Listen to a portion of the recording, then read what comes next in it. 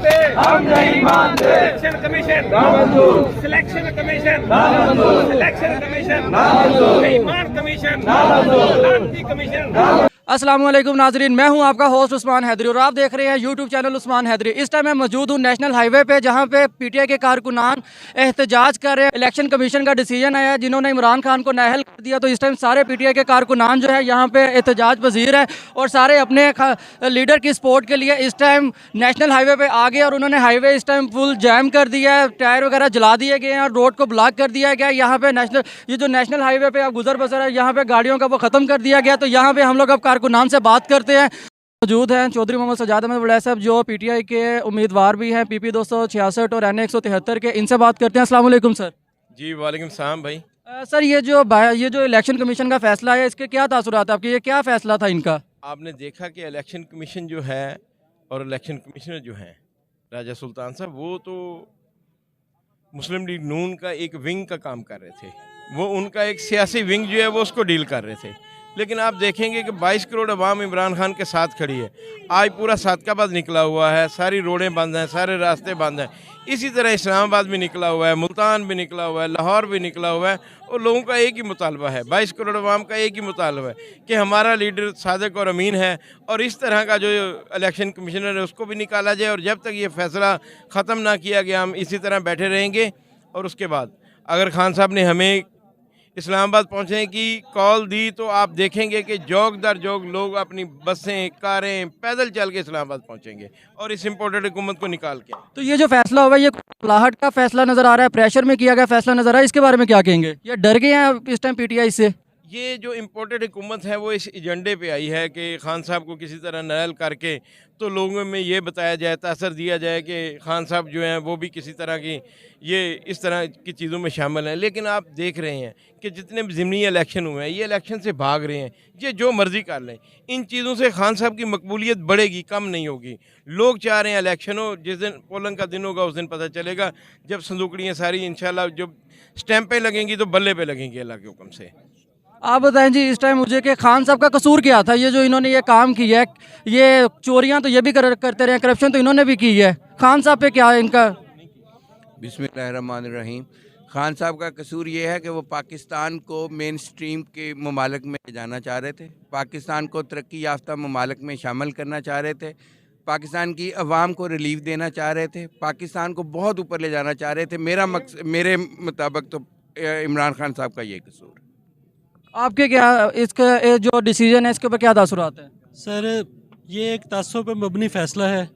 9 अप्रैल से लेके आज तक इम्पोर्टेड हुकूमत मुसलत करने तक ये तमाम इक़दामात जो हैं कि अवाम ने इनको यकसर मुस्तरद कर दिया है।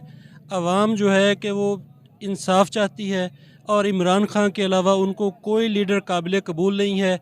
ये ड्राइंग रूमों में बैठ के या अदालती फ़ैसलों से उसको नाअहल कर सकते हैं। अवाम का मकबूल तरीन लीडर पाकिस्तान का इस वक्त सिर्फ़ और सिर्फ इमरान खान है और पाकिस्तान की उम्मीद और हकीकी आज़ादी की तर्जुमानी अगर कर रहा है तो सिर्फ़ और सिर्फ इमरान खान है।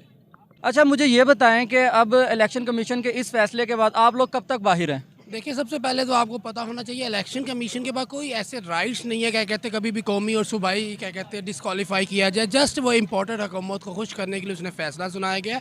और जब तक खान साहब का कोई ये फैसला वापस ना लिया जाए और जब तक हमारी आला क़यादत कोई फैसला नहीं करती, हम ये आपको पता है 2 सवा 2 बजे से सिंध पंजाब का बॉर्डर बंद किया हुआ है और हम स्टिल उस टाइम तक बैठेंगे जब तक कोई फैसला नहीं किया जाता, वापस नहीं लिया जाता।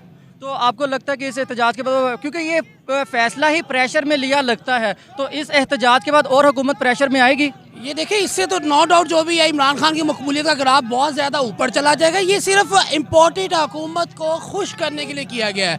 अदरवाइज़ को इमरान खान को सादिक और अमीन का आपको पता है एक सर्टिफिकेट मिला हुआ है। वो सादिक और अमीन है तोसा खाना के ऊपर दिया गया है। उससे पहले भी लोग में तोसा खाना में अगर कोई किसी सरकारी पोस्ट में होता हूँ, मैंने उसके पैसे पे किए हैं, उसके बाद मुझे गिफ्ट मिला, वो मेरी मलकियत है, मैं जो मर्जी करूँ वो मेरे राइट्स हैं। लेकिन सिर्फ उनको खुश करने के लिए दिया गया है ताकि पता चले मियाँ साहब और इमरान खान एक इक्वल एक प्लेटफॉर्म पे है। अच्छा, और आखिरी सवाल, राना सनाउल्लाह साहब कह रहे हैं कि मैं तैयार हूँ इनको इस्लामाबाद के अंदर दाखिल भी नहीं होने देना, उनके लिए कोई पैगाम? देखिए, राना सनाउल्लाह को कुछ शर्म होती कि हया होती, उनके लिए मैं यही अल्फाज कहूँगा, ये पाकिस्तान की अपनी आवाम है, ये पाकिस्तान की है। जैसे वो कह रहे थे मैं ड्रॉन कर रहे हैं, कोई हमारी ये जंग नहीं चल रही, अफगानिस्तान से जंग नहीं, ये पाकिस्तान की आवाम है। अच्छा, ये कितने उसके बाद 26-27 किलोमीटर के अंदर राना सनाउल्लाह साहब की हुकूमत चली, क्या है राना सनाउल्लाह साहब की फैमिली नहीं रहती? हमें नज़र नहीं, हम नहीं चाह रहे कि उस तरफ मुल्क की तरफ जाए, लेकिन एक वज़ीर दाखिला को ऐसी स्टेटमेंट देते हुए 10 बार सोचना चाहिए कि उसको पूरा इंटरनेशनल मीडिया देख रहा है। मैं राना सनाउल्लाह के लिए सिर्फ ये कहूँगा, कोई शर्म होती, कोई हया होती है। आप यहाँ आए क्यों है, मुझे ये बताएं। हम इसलिए आए हैं कि इम्पोर्टेड हुकूमत को हम बताएंगे कि हम इमरान खान हमारे दिलों में रहता है। इलेक्शन कमीशन का हम ये फैसला मुस्तरद करते हैं। ये कौन होते हैं इमरान खान को नाअहल करने वाले? ठीक है, इमरान खान हमारे दिलों में राज करते हैं, हमारे दिल से कैसे निकालेंगे ये जो पीटीएम है ना, पीटीएम जो मर्जी कर ले, हम इमरान खान के साथ खड़े हैं, आज भी खड़े हैं, इंशाल्लाह जान भी देनी पड़ेगी तो जान भी देंगे। ये राना सनाउल्लाह, आप ख़ास तौर पर मेरी बात सुन लो, आपको छुपने की जगह नहीं मिलेगी। मैं खान साहब, सिर्फ खान साहब एक कॉल दे, इंशाल्लाह इस्लामाबाद में आकर आपका मुकाबला करूँगा। जो रोकना हमें तो रोकना है, रोकना तो रोक के दिखाना। ये जितनी यूथ आई हुई है ना, ये यूथ अब समझदार हो गए, यूथ को पता चल गया है कि यूथ को हर चीज़ का पता चल गया है। ये चोर पैसा इकट्ठा करते हैं हमसे, ये हमसे पैसा इकट्ठे करके ये बाहर लेके जाते, सिर्फ इन्होंने और कुछ नहीं है, इन्होंने अपना पैसा छुपाना है, चोरी बचानी है। हम ऐसा होने नहीं देंगे। इंशाल्लाह इमरान खान के लिए हम जान देंगे। ये इलेक्शन कमीशन सुन लो कि ये आपको फैसला वापस करना पड़ेगा। इंशाल्लाह हम ये फैसला मुस्तरद करते हैं और ये जितनी भी आवाम है ये फैसला मुस्तरद करती है। हमारे खून हमारा खुल रहा है, हम आगे इससे आगे कुछ नहीं कह सकते। बेहतर ही है कि आप ये फैसला बिल्कुल वापस लें। अच्छा, खान साहब का कसूर क्या है? कोई कसूर नहीं है, बस इनको नंगा कर दिया, चोरों को डकैतों को नंगा कर दिया, इनको आवाम को शऊर दिया, आवाम को बता दिया कि ये चोर हैं, इन्होंने आप लोगों का पैसा खाया, चोरी किया पैसा। इमरान खान का ये कसूर है, हमें पता नहीं था। ये पहले जरदारी और अपना नवाज शरीफ, ये हमें बेवकूफ़ बनाया हुआ था। इन्होंने एक दूसरे को ये चोर क्या देते हैं। आप देखो ये दोनों एक दूसरे ये आपस में ये भाई बन गए। इमरान खान हमें अक्ल दी, हमें शऊर दिया कि ये लोग आप लोगों का पैसा ये जब्त कर गए, जितना भी बाहर ले गए ये पैसा हमारा ले गए। अब बिलों में आते हैं, ये जो बिल में जो टैक्स हैं कहाँ से दे हम गरीब लोग, कहाँ से ना टैक्स है, किसी से टैक्स दे हम। ये इन्होंने जो पैसे हमारे ये टैक्स का ये बाहर ले गया और अवाम को कोई अपना क्या कहते हैं कोई सहूलत नहीं दी, कोई रिलीफ नहीं दिया। ये चोर हैं और चोर रहेंगे इंशाल्लाह, इनको छोड़ेंगे नहीं हम।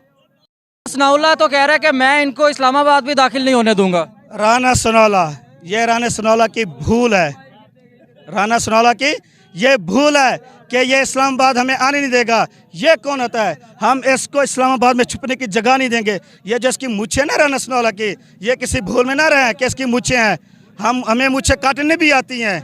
इस टाइम ये देखें कि मेरे साथ एक मजदूर भाई है जिनकी डेली वेजेस पे जो काम करते हैं और ये भी अपनी दिहाड़ी तोड़ के यहाँ खान साहब के लिए आए हुए हैं। तो बताएं जी, आपका यहाँ आने का क्या मकसद है? आपका बुलवाया गया या खुद आए हैं? नहीं, मैंने ये रोड के ऊपर गाड़ियों का रश देखा। मैं अपने काम के लिए सुबह से निकला हूँ 6 बजे रोज़ी के लिए। अभी तक गाड़ियों पे जो काम कर रहा था उसकी मेहनत मजदूरी मुझे मिली है, जिससे मैं अपने घर का चूल्हा चला रहा हूँ।